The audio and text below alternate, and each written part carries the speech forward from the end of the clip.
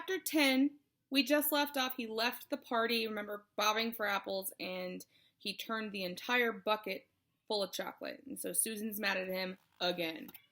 Chapter 10, there's a picture of some bottles and a for sale sign. Dragging along and thinking of all the dreadful things that had happened, John had walked about halfway home when he heard the cheery voice of his father. "Hello, hello," called Mr. Midas, crossing over from the other side of the street. He was on his way home from the station. "You left the party rather early, didn't you?" "What?" Mr. Midas had just seen the patches and streaks of chocolate that were drying on John's face and on his clothes. "Good gracious," he said. "No wonder you left the party early. How did that happen?" John burst into tears. It had all been so awful, but now he could tell his father about his terrible day. He stopped crying and only sniffed a little now and then as he told the whole story. About taking the coin to the candy store, about buying the box that had turned out to only have one piece in it, about the toothpaste, about breakfast, the gloves, the silver dollar, the pencil, the lunch, the trumpet, and finally the apple ducking water. "You mean to tell me they really all turned to chocolate?" Mr. Midas asked. "You're sure you didn't imagine some of this?" "No. Oh, no," John assured him.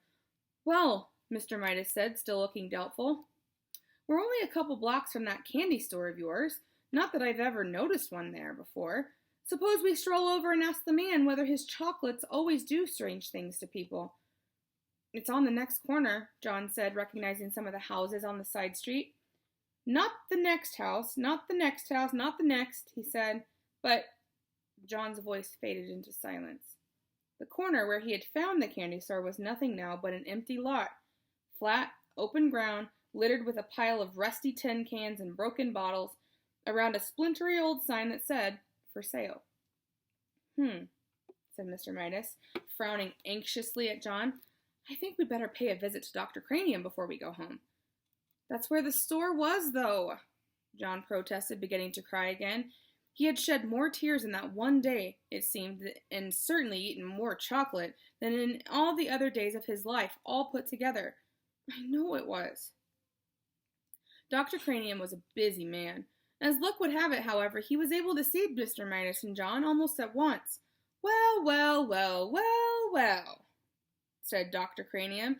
"And how are we getting along now, John? Have we cut down on our candy, eh?" "How do you do?" John responded dully. "Apparently he's had a really bad day, Dr. Cranium," Mr. Midas said. "Trouble at school, you know, and a little accident at a birthday party. What I'm worried about is that he keeps saying that everything he puts into his mouth turns to chocolate. No more than a nursery fantasy, I'm sure," Dr. Cranium said to Mr. Midas. "Well, John," he went on, looking down with a smile, "suppose you tell me, in your own words, what the matter seems to be." "Everything I put into my mouth turns to chocolate," John explained. "Everything I eat and everything I drink, it changes into chocolate. I'm thirsty, and I'm getting a pain, a bad one, I think." Dr. Cranium sighed patiently and invited John to open his mouth and say, "Ah." "Ah," John said. Dr. Cranium peered into John's mouth briefly and gave a low whistle of surprise. "This chocolate eating simply has to stop." He went to a supply cabinet. "I don't think there's any time to be lost," he told Mr. Midas. "I'm going to give the boy some of my own special compound. Dr. Cranium's elixir, I call it. Never fails." Dr. Cranium selected a large bottle from one of the cabinet's crowded shelves. He removed the top of the bottle, he got a spoon from another shelf, and he filled the spoon with an oily, greenish, yellowish medicine that had a yellow-reddish light glinting in it. "It doesn't taste very pleasant," Dr. Cranium warned John in a pleasant tone of voice, "but I'm sure it'll do the trick. Clear the stomach and you clear your mind. That's what I always say." Dr. Cranium offered John the brimful of spoon.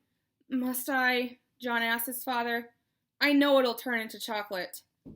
"Go on," Mr. Midas nodded encouragingly. "Drink it down." Looking at that, I see that the doctor's trying to force it, and he's like, "Nope, I'm not having it. I'm not doing it."